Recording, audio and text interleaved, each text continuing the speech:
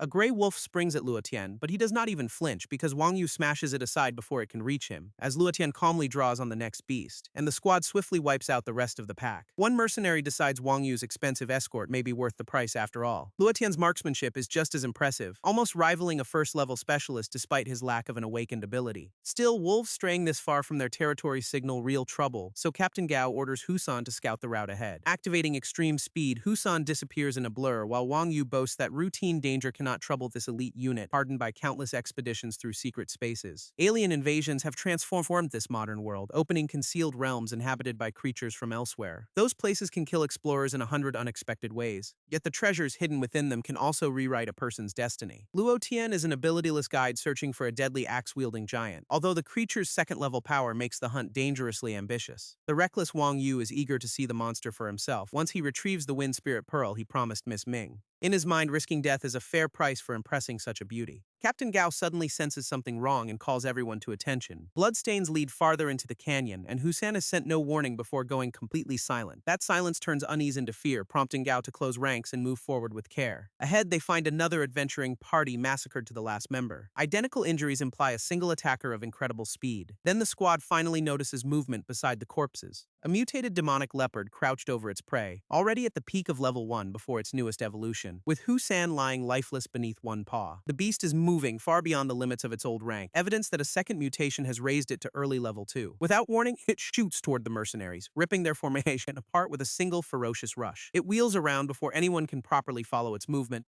leaving Luotian and Wang Yu to brace side by side. Wang Yu tells the archer to take out its eyes, then invokes his demonic ape strength to catch the descending claw. Luotian places 3 arrows on the string at once, burying all of them in the leopard's eyes before it can turn away. Blinded, the monster lashes out and sends the group flying, smashing Wang Yu through a wall of fractured stone. Captain Gao raises his weapon in desperation, narrowly turning aside the creature's next charge. The wounded mercenaries understand that victory is impossible, but Gao will not abandon the people under his command. The leopard then reveals a concealed sound-based power, summoning a cyclone that engulfs the cavern, flinging the fighters away as if they weigh nothing. Somehow Luotian recovers in a fighting stance, alone before the enormous, furious mutant. Enraged by the casualties, he pronounces the beast's sentence and walks fearlessly into the reach of its claws. Crimson force that has long slept inside him suddenly erupts, and even the demonic leopard recoils from the promise of death. A gigantic battle axe takes shape overhead, crashing down hard enough to blow apart the canyon floor. Luotian steps from the destruction in a transformed body, wielding impossible strength. Red markings spread across him as the war axe alters his flesh, and he races directly at the recovering leopard. He slips around its desperate swipes with inhuman speed, handling the massive axe as though it were weightless. The beast manages to strike him into the air, yet Luotian lands barefoot without the slightest concern. Desperate, the mutant begins gathering another sonic attack, but the man facing seems like the greater monster. Luotian stops the familiar technique with a single blow, batting the giant cat from one side of the cavern to the other. He pauses to savor the frightening power in his hands, while the ruined leopard finally understands it will not survive. The beast turns for one final attempt to flee. Luotian launches after it, soaring above with the war axe cocked behind him, and prepares an utterly ruthless finishing stroke, a burning arc that cleaves the entire battlefield. Once the mutant dies, the war axe begins to flicker, then vanishes before its corrupting influence can sink any deeper. Luotian returns to himself just before the bloodlust takes complete control. Now he has to save the injured members of the squad. Fortunately, Wang Yu brought healing potions costly enough to do the job. Luotian treats everyone before their wounds can deteriorate, when a sudden sword stroke announces a newcomer. Zhang Biao, an inspector from Black Rock, walks into the cavern and recognizes Luotian with far too much certainty. The guide confirms his name while concealing his unease. Zhang says he detected the savage aura of an axe giant nearby, so Luotian claims that unknown warrior rescued the survivors. Zhang's expression makes it clear that he believes none of it. Luotian keeps pretending not to understand, until the inspector plainly names him as the transformed giant. Luotian is, after all, the son of the former patrol chief, raised in a city plagued by monsters escaping from secret spaces. Awakened patrol officers defend the population from those outbreaks, and his father, Luo Feng, once led their ranks.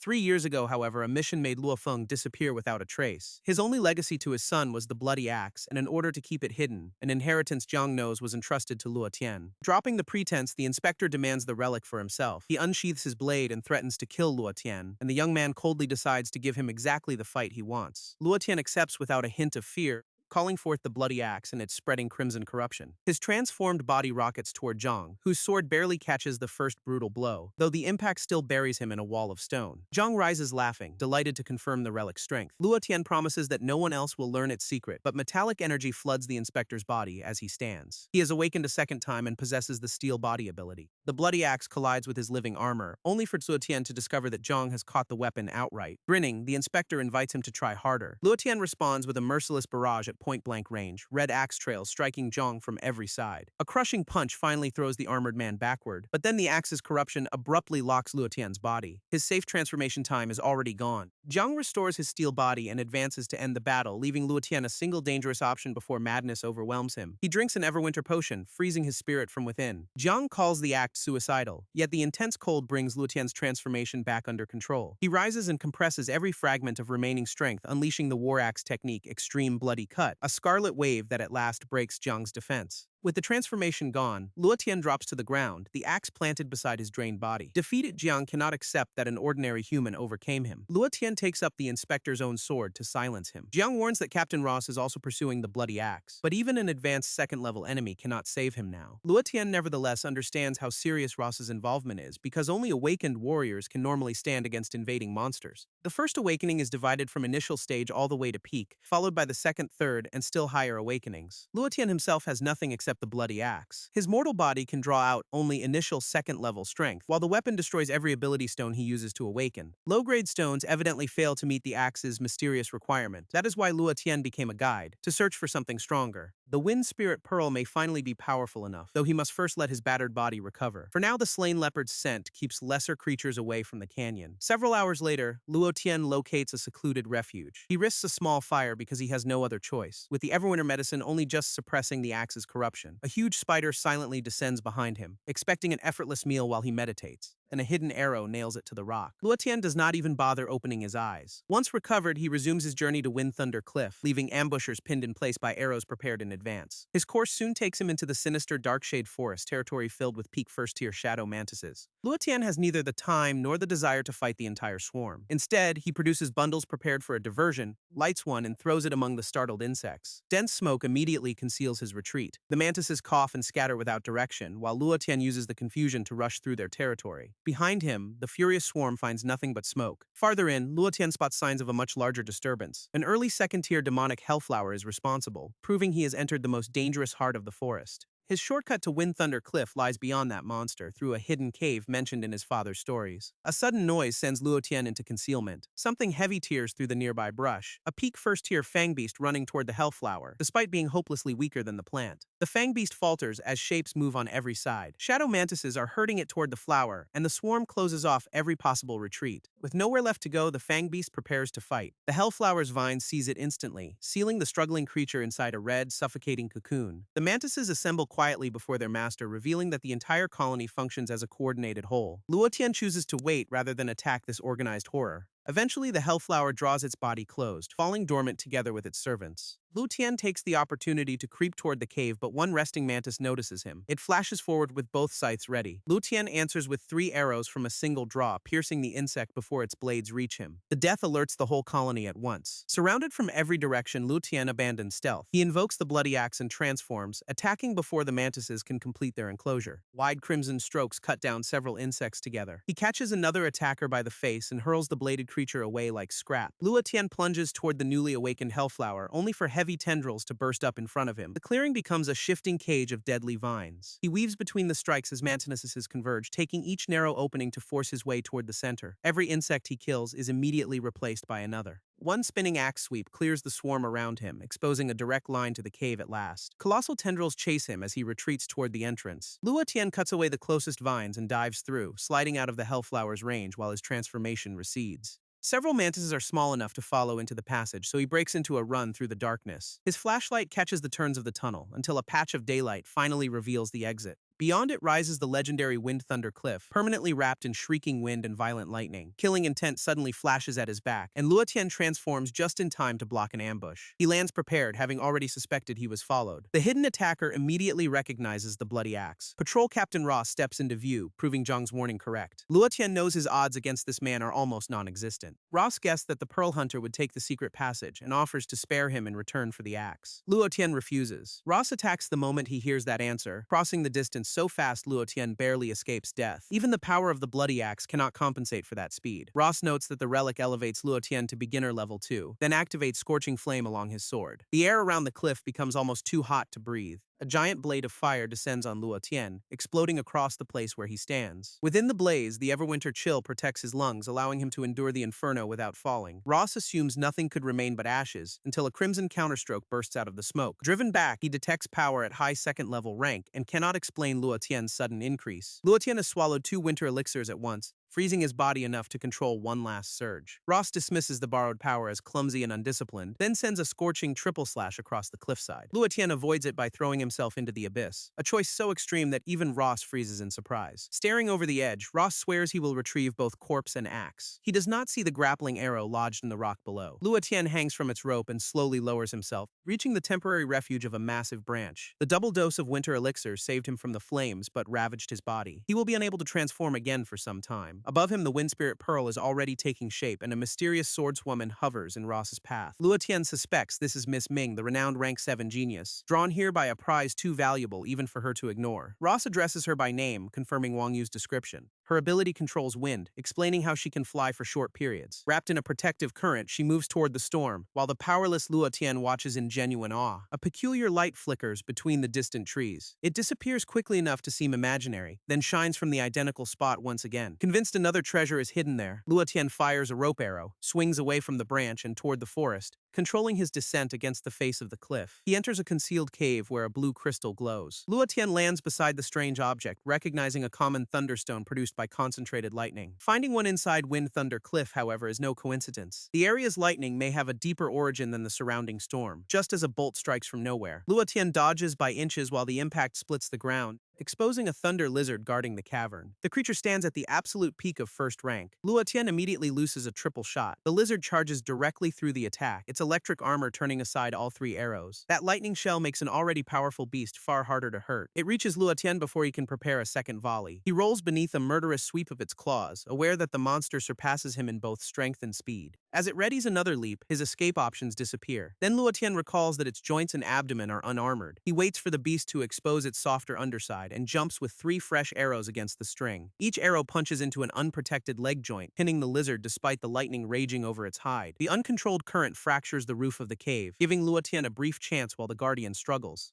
He sees a loosened mass of stone directly above it and rapidly targets the supports holding it in place. 3 exact shots break the weakened rock, dropping the huge slab onto the immobilized creature. Buried beneath the weight, the lizard loses its electric protection. Luo Tian drives an arrow into its uncovered eye, then finishes the stunned guardian from close range. At last, the near-fatal encounter is over. He survived only by exploiting its weak points in the terrain. Leaving the Thunderstone behind, Luo Tian heads farther into the cave. Electrical streams begin crawling across the tunnel walls, flashing faster and forcing him to run. A small opening ahead looks like a way out, but it opens instead into an immense vertical cavern. Fierce winds spiral through the hollow column, circling a brilliant green light far below. The Wind Spirit Pearl hangs inside a storm of its own, above a churning pool alive with electricity. Luo Tian realizes he is looking at a true lightning pool, the source of the thunder and hurricanes outside. 6 hours later, the first ray of dawn reaches the chamber. The pearl refines the sunlight into violet spiritual force, and the lightning pool erupts in response. A colossal blue dragon awakens beneath its surface. Luo Tian identifies the beast as a flood dragon, which swallows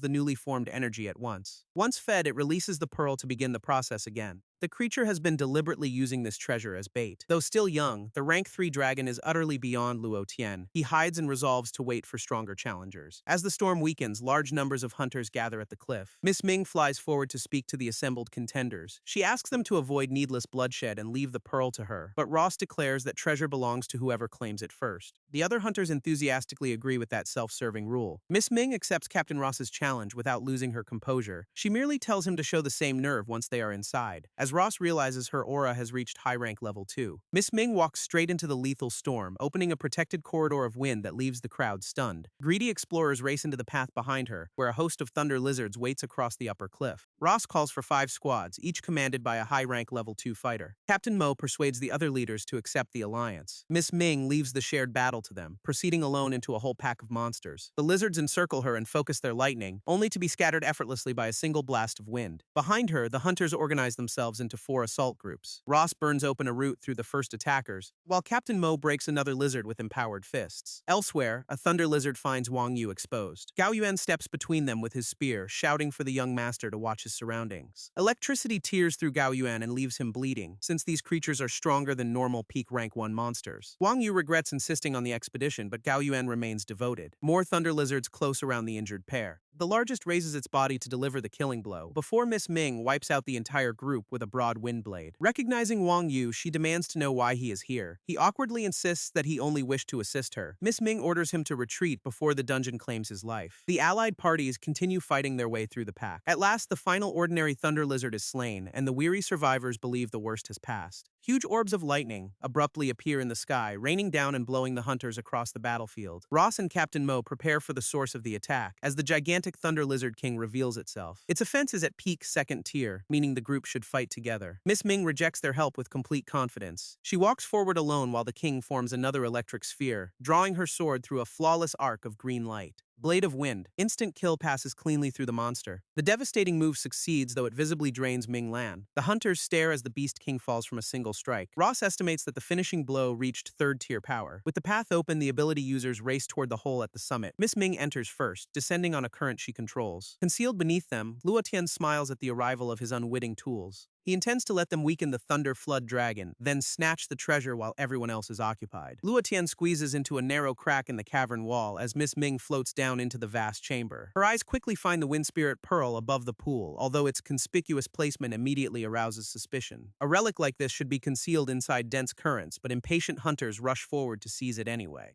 Lightning from the pool kills the first man to try, then surges across the cavern in a web of deadly current. Some fall into the water while the living cling to rocky shelves. Captain Mo calls for a united response against whatever lurks below. He forbids anyone from pursuing the pearl until the creature is dead, a condition even Miss Ming reluctantly agrees to. The survivors carefully take positions closer to the water. They know the hidden beast is waiting under the lightning pool, and Captain Mo recommends drawing it out with the pearl. Ross chooses a weaker explorer to act as bait, showing no interest in the man's terrified objections. When the victim refuses, Ross sets his sword ablaze, killing him as a lesson for whoever is chosen next. From the shadows, Luo Tian watches with disgust. A second hunter is given the same death sentence, and jumps toward the pearl because refusal is even more certain to kill him. He pushes through the circulating wind, as the pool fires lightning at his body. The captains break the discharge and command him to continue. Their combined elemental attacks hold the current back. The unwilling decoy finally stretches out for the Wind Spirit Pearl, and the Thunder Flood Dragon bursts from below to swallow him whole. Its immense body rises over the pool, releasing an aura powerful enough to shake the cavern. A casual sweep of its tail sends hunters tumbling everywhere, confirming that the beast has reached the terrifying third tier. Having measured its enemies, the dragon turns back toward the water. Ross traps its route with a wall of fire, blasting the flood dragon away from the pool. The monster wheels toward him with an enraged roar. Ross drives his flaming weapon into its abdomen, but one tail strike launches him into solid stone. Captain Mo immediately directs the others to rescue him. Every team attacks the dragon with all the abilities they possess, buying Mo enough time to drag the wounded Ross clear. Ross survives, though he can barely remain upright. Miss Ming claims the dragon's focus with a fresh wind slash, promising to cut the pearl from its corpse. The exhausted crowd answers her declaration with silence. Just before, the flood dragon releases a colossal lightning beam. She counters with Windblade. Shatter Void, and the two attacks explode above the water. Despite the fractured floor, Miss Ming lands without falling. She has proved that even the dragon's power can be resisted. Encouraged, Captain Mo and Ross agree to fight beside her, with the surviving teams adding their strength. Miss Ming brings out diamond wire mesh, prepared for a rank 3 beast. The others must cast the net while she performs the execution. The flood dragon senses their intention and grows wary, precisely as the shining mesh spreads over the pool. It coils upward in a frantic attempt to escape. Miss Ming follows on a rotating pillar of wind, her green barrier lifting her alongside the dragon. Luotian observes every move without leaving his crevice. For one alarming instant, Miss Ming looks directly at him. Luotian wonders whether his hiding place has been exposed. Then she accelerates past him after the actual quarry, building a wall of wind above the dragon's escape route. Trapped, it creates an enormous sphere of purple lightning. Miss Ming is forced to use the last resource she has held back. She draws out a valuable wind crystal stone, crushing it to release the energy stored inside. Encased in a storm, she invokes Stormfall, driving a gigantic green blast into the lightning sphere. Her attack tears through the dragon's technique and bores into its huge body with concentrated wind. Severely weakened, the flood dragon drops into the diamond mesh. The victorious hunters haul the captive toward the rocks, drawing every strand tight before it can regain its strength. Miss Ming lands on the thrashing creature's back, gathering what remains of her wind for one final attack. She drives Windblade, Pierce God straight downward. The technique punches through the dragon's armored skull, but its death throes unleash savage crimson lightning. Electrified water rises in a monstrous vortex, smashing nearly all the nearby hunters against the walls. Once the flood settles, bodies surround the fallen dragon. Survivors cough amid broken rock and painful injuries, and a drained Miss Ming can hardly stand. Then the dragon's luminous eye opens yet again, and it spits the wind spirit pearl beyond the net. Miss Ming immediately launches herself after the relic, when Ross cuts at her from behind with a burning blade. Their alliance is over, his greed has always come first. Furious, Miss Ming pursues the traitor toward the roof. Ross reaches for the pearl, already certain of victory,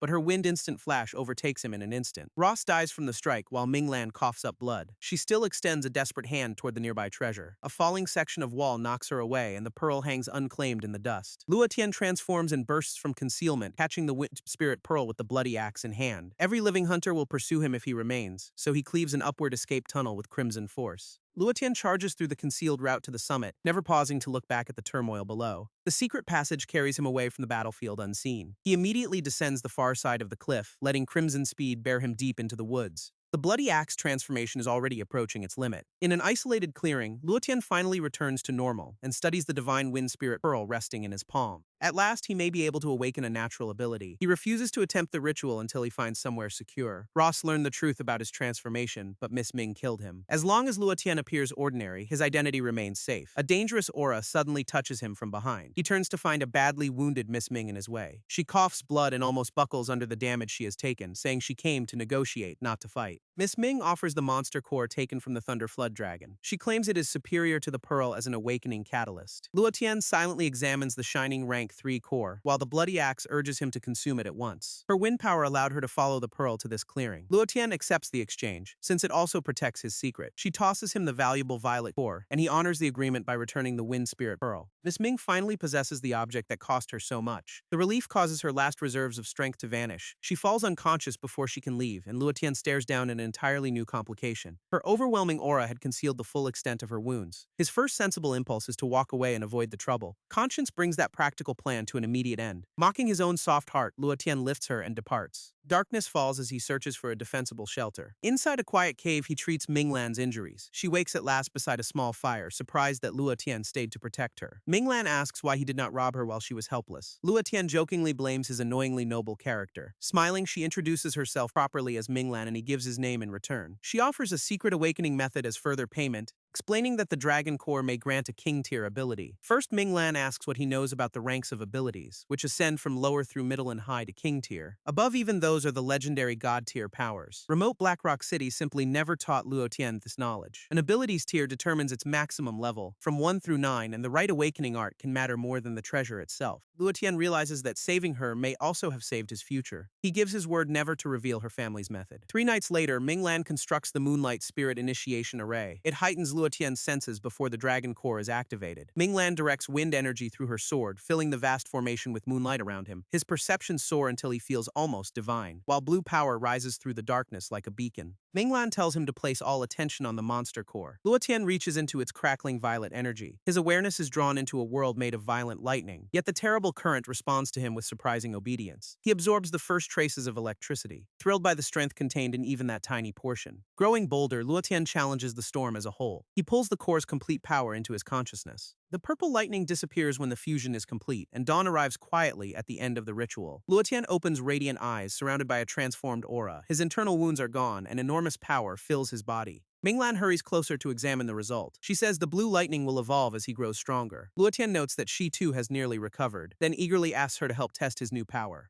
He begins with an unrefined eruption of blue electricity. Ming Lan easily stops the strong but poorly controlled strike. Luotian then summons the bloody axe and transforms, catching her genuinely unprepared for the sudden change. Lightning coils around both his empowered frame and the giant weapon. Ming Lan responds with a dense barrage of wind blades. Their powers collide and rip apart the stony clearing, forcing her to slide backward through the debris. The combined attack can rival those of many second-level experts. Luotian casually attributes the absurd improvement to good fortune. Ming Lan explains that king-tier awakenings include special innate skills, such as the wind control that grants her flight. His innocent misunderstanding makes her laugh without restraint. Soon, however, it is time for Ming Lan to leave. She urges someone with his potential to continue training in Star City. Luotian promises he will come there eventually. A curling wind carries Ming Lan into the sky, and she reminds him that she will be expecting him. Watching her vanish, Luotian chooses Star City as his next destination. 2 days later, he reaches the rift's exit. The usually busy gateway is utterly deserted, and unnatural silence has swallowed the surrounding woods. A man steps out, admitting the empty area is an ambush. Mo Dongcheng, a high-stage level 1 warrior, personally sealed the entrance. He boasts about the status of his former patrol chief father and demands the Wind Spirit Pearl despite Luo Tian's denial. Pride overwhelms reason, and Mo charges him. Glowing adamantine fists drive toward Luo Tian, who receives them with his axe and lightning. Their first collision fills the ruins with red cutting light. Mo Dongcheng is forced to acknowledge his opponent's strength. Luo Tian readies the bloody axe for another powerful swing. As golden starfall fist shadows gather on every side, blue lightning spreads over Luo Tian's weapon. He releases his new technique, Instant Thunder Slash Annihilate. The electric attack smashes all the incoming golden fists, trapping Mo Dongcheng inside two intersecting cuts. Their detonation tears apart the remains of the gateway, throwing the ruined attacker into broken masonry. Barely awake, Mo understands that Luo Tian has recently awakened. A brand new ability just produced strength on the second level, showing how completely Luo Tian has surpassed his old powerless self. He holds the axe near Mo's throat and asks who revealed the secret. Mo confesses that Ross spread word of the blood axe before his death. Luo Tian decides this ambusher is the last remaining witness, and erases the danger with a pitiless bolt of lightning. With his secret secure again, he walks toward the portal.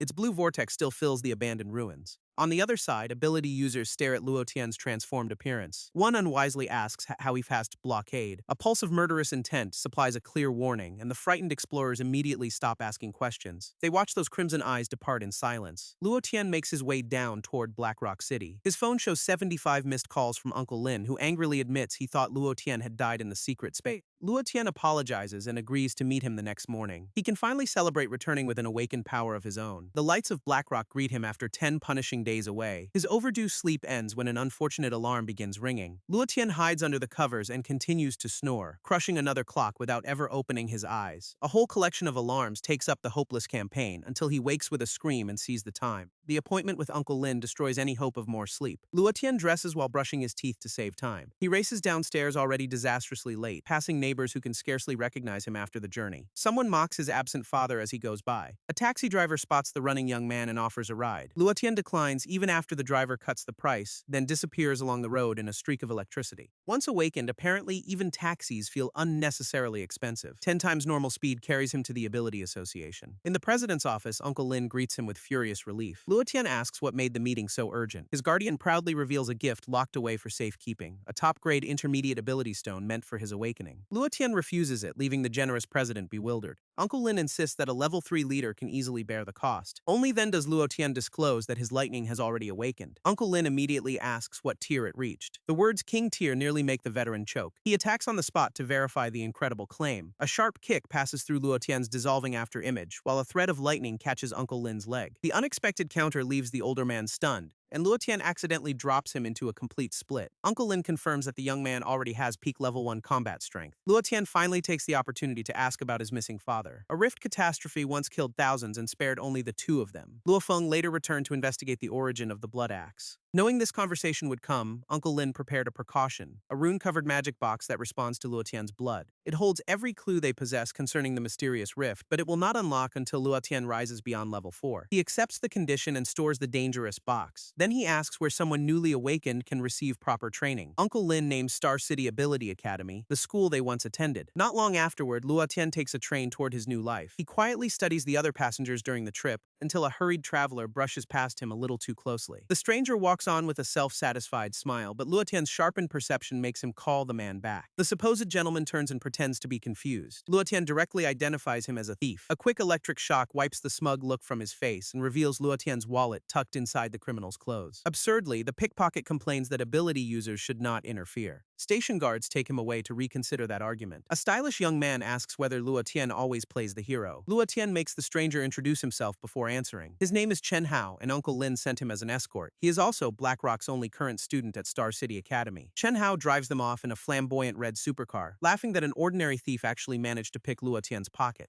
Luo Tian redirects the conversation to the entrance examination. Chen says a king-tier talent should receive admission automatically. Their arrival at the academy ends with guards blocking the car. Chen Hao indignantly asks whether they recognize his vehicle. They do. His earlier crash got him banned from driving on campus. He adds another offense by insulting disciplinary chief Ming Lan. An attempted bribe involving liquor only makes matters worse. Luo Tian wonders why a mere classmate frightens Chen so badly. Chen describes Ming Lan as a ruthless head of discipline, noting that powerful students can call any beating a sparring match. Luo Tian finds the academy's version of justice rather disturbing. Then he hears Ming Lan race to level 3 in almost no time. His former companion has clearly become a legend at the school. Luo Tian enters the admissions building while Chen remains outside. Application in hand, he approaches the academy officials and requests the assessment he was promised. They initially refuse because the term began a month earlier. Then someone notices the words King Tier ability in his file. The skeptical administrator suddenly recognizes Luo Tian's reputation and personally escorts him to the testing crystal. Violet light floods the stone as Luo Tian channels his lightning, verifying an exceptionally strong King Tier awakening. The staff immediately offer him their final special admission place. Before they can finalize it, another voice interrupts. A sharply dressed man enters beneath an unmistakably hostile aura, and the nervous officials address him as Director Yan. Admissions Director Yan Ke recognizes Luo Tian on sight. Luo Tian endures the pressure of a level 4 expert without shrinking. Yan praises the young man's courage through an insincere smile, making it obvious that this meeting was anticipated. He rebukes the staff for offering a place without permission and claims that every special quota is already occupied. An administrator objects that an opening existed only moments ago. Yet the academy system now shows all 10 positions filled. Yan prohibits further inquiry or any special exception, blaming strict quotas and the cost of academy resources. He dismissively suggests that Luo Tian try again next year. Luo Tian cannot accept a delay in the search for his father. He offers to pass any trial required for immediate enrollment. Yan Ke produces a conveniently deadly alternative. He proposes the Academy's notorious Rift trial, despite Teacher Song protesting that it is much too dangerous. Yan insists the applicant can decide after hearing the conditions. Even the summary makes the challenge sound suicidal. Luo Tian realizes the director deliberately created this trap, but asks Teacher Song to explain every detail anyway. Beneath the Academy lies Stardust Rift and its spirit-cleansing spring. Only level 1 fighters may enter, though some monsters reach level 3. Decades of deaths have left the invaluable spring almost untouched. Any challenger younger than 25 may attempt to claim it. Teacher Song says King-tier talent gives Luo Tian no reason to gamble. Luo Tian accepts regardless. Danger has never been enough to stop him. Onlookers recall 10 years of fatal attempts inside the rift. Chen Hao and Teacher Song appeal to him one last time. Luo Tian answers them with complete confidence and steps straight through the throbbing purple gateway. One stride carries him between entirely different worlds, placing him in the endless desert of Stardust Rift. Luo Tian suspects Yan expects something here to kill him. An enormous armored tail immediately supports that theory. Its stinger strikes with virtually no warning, and Luo Tian flips aside an instant before being pierced. Sand erupts where the blow misses. His attacker is a level 1 desert giant scorpion stronger than his normal state. One colossal pincer sweeps toward him, and lightning gives him just enough speed to avoid it. He circles away from another crushing claw, only to be intercepted by the creature's armored body. Concentrated electricity blocks the close attack, though its sheer force still hurls Luo Tian across the dunes. Wounded and trapped, he considers revealing his full strength. The forbidden bloody axe begins to answer his summons. Then the sensation of an unseen observer makes him stop. Strange powers could be monitoring this rift without cameras. If the axe must remain secret, only one reasonable plan remains. Luo Tian turns and sprints beneath the snapping pincers. The giant scorpion pursues the trail of blue lightning, while academy officials watch the chase through a magical projection. Yan Ke starts to wonder whether his suspicion about the blood axe was false. Beneath Luo Tian, the shifting sand gives another warning. A second enormous pincer erupts and catches him on the run, forcing him to brace lightning against its armored edge. The clash leaves him bleeding and covered in bruises. Then another scorpion surfaces, making escape even less likely. A healing potion can barely mend the damage from a single hit. Luo Tian remembers that ordinary scorpions avoid water. A nest this large must therefore have a water source nearby. Birds circling in the distance provide his only direction. He races toward them with both monsters close behind. Another huge stinger bears down on his back. It punches into his pack and ribs, destroying most of his supplies but narrowly missing a fatal strike. Luo Tian rolls through the sand, regains his feet, and keeps running. The pain cannot shake his increasing certainty that the plan will work. At last, green vegetation reveals an oasis ahead.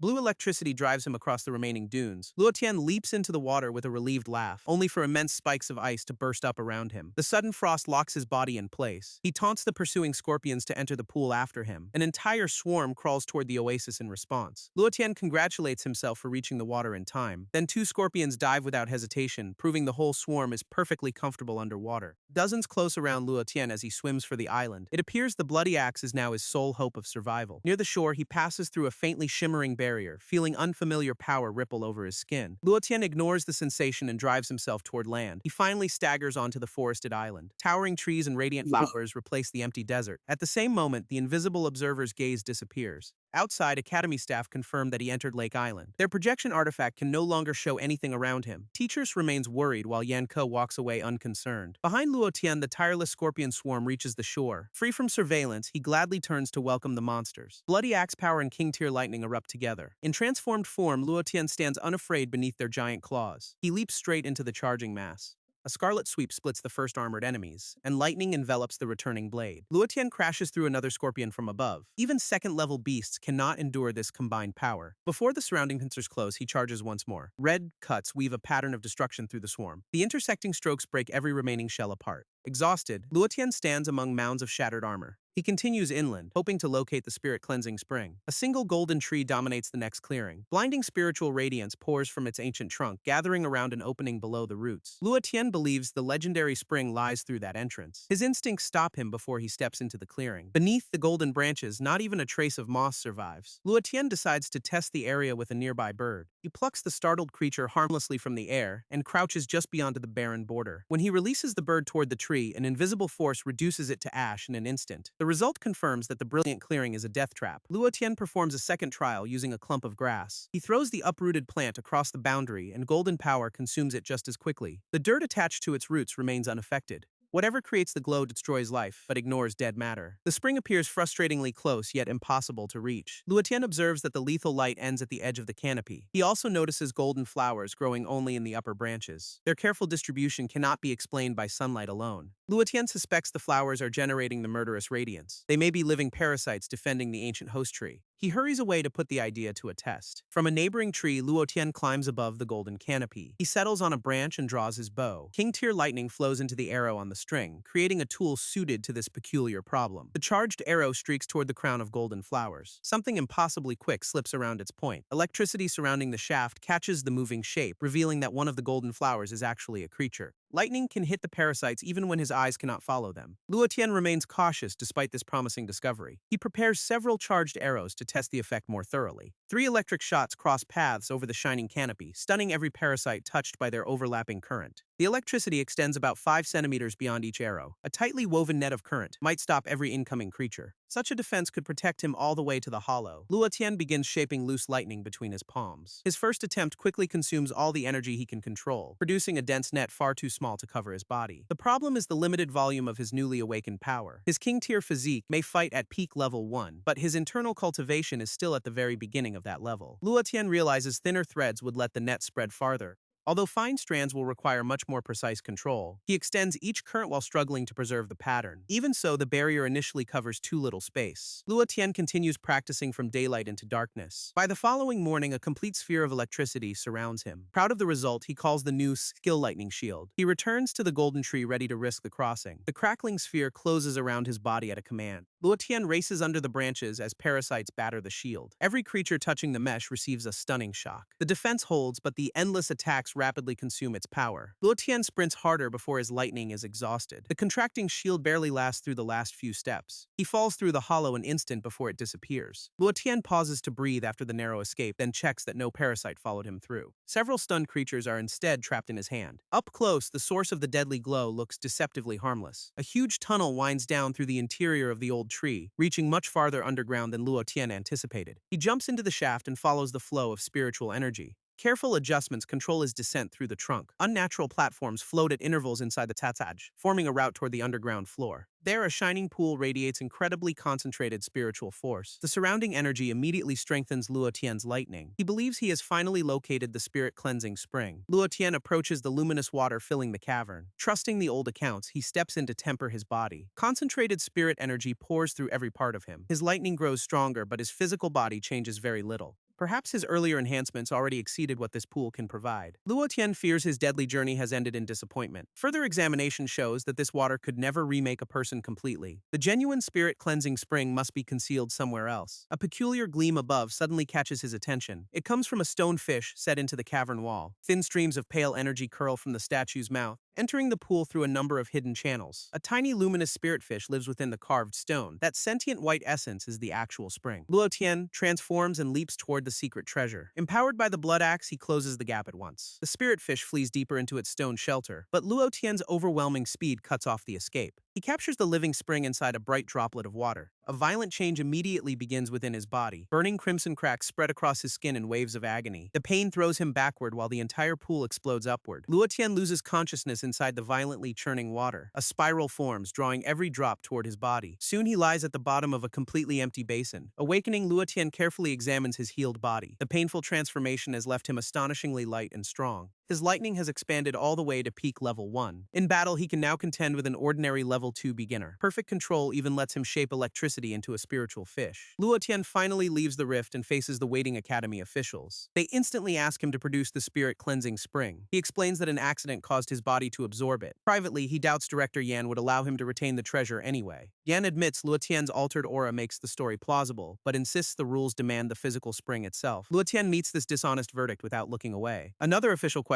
the director's obvious personal bias. Chen Hao barges forward and calls for a legitimate method of verification. Yan angrily commands the student to shut his mouth. Heavy green pressure forces Chen to his knees for the challenge. Ming Lan arrives and severs Yan's oppressive aura with a slash. Her king-tier gift and influential family immediately make him uneasy. Yan retreats behind procedure and repeats that Luotian failed. Ming Lan counters with the academy policy guaranteeing places to king-tier students. She warns that Yan will answer for driving away such a genius and tells the officials to complete Luotian's enrollment. With no room left, Yan accuses Luotian of defective character. Ming Lan calmly asks him to support the charge. Yan claims Luotian lied and never found the spring at all. Ming Lan tells Luotian to concentrate between his eyebrows. He follows the instruction as blue lightning gathers, drawing the absorbed spiritual essence toward his forehead. A taiji fish symbol appears as unmistakable proof. The mark belongs only to the spirit cleansing spring and cannot be forged. Yan is silenced, and Luotian is formally accepted into the academy. Ming Lan leads her victorious companions away. She promises to inform the dean personally about Yan's conduct. Humiliated, the director secretly begins planning revenge on Luotian. Lua discovers that Chen called Ming for emergency support. She asks both young men to treat her simply as a fellow student. Chen wants her to have the corrupt director dismissed. Unfortunately, Yan's brother is a level 6 vice dean with great influence. That evening, the group reaches the academy's private villa district. Ming Lan sends Chen away and guides Luotian herself. King-tier students receive homes comparable to those of senior level 4 teachers. Chen, who lives in an apartment, is painfully reminded of the hierarchy. The following class recounts humanity's 110-year war against bizarre rifts. The professor then asks the students to classify abilities by type. Someone offers the two commonly known groups, energy and enhancement. Energy users control forces such as flame or lightning through their minds. Enhancement abilities use genetic potential to reinforce the body. Luotian finally learns a distinction he had never considered. The professor then introduces a third group known as mystery type. These exceptionally rare powers do not follow normal classifications. Even the weakest recorded mystery abilities begin at king tier. Luotian's own lightning already stands at the summit of the energy class. He asks why the categories differ and where their limits lie. Genetics restrict enhancement, while energy users borrow natural forces. Mystery users instead influence laws, giving them uncertain and extraordinary potential. A doubtful student asks whether a tier higher than king truly exists. The professor confirms it and mentions two king-tier mystery users at this academy. After the revealing lesson, Luotian joins Chen Hao in search of food. Ming Lan stops them to fulfill her promise of guiding the newcomer. A jealous Chen argues that Luotian already has all the help he needs. She ends the argument by questioning the value of his non-king tier viewpoint. His pride wounded, the showman withdraws until the tour is finished. Ming Lan explains that Luotian must select a meditation technique. Mental cultivation develops abilities without relying only on dangerous field combat. The arts range from basic to pictographic and finally divine form. The academy keeps its greatest techniques on the highest library floor. Ming Lan once came to this school to pursue one elusive art in particular. Now, she wants to see whether Luotian can achieve what she could not. A sealed doorway grants him entry to the restricted level. Beyond it stands a silent chamber of futuristic design. The deserted 7th floor makes Luotian uneasy. An elderly guardian suddenly appears and requests his student identification. Luotian presents the card, confused by the old man's silent arrival. Once his identity is confirmed, the guardian permits him to proceed. The room reshapes itself into an immense corridor leading to Sector 13. Its system automatically verifies Luotian's king-tier lightning control. A radiant door opens before him, offering passage to forbidden knowledge.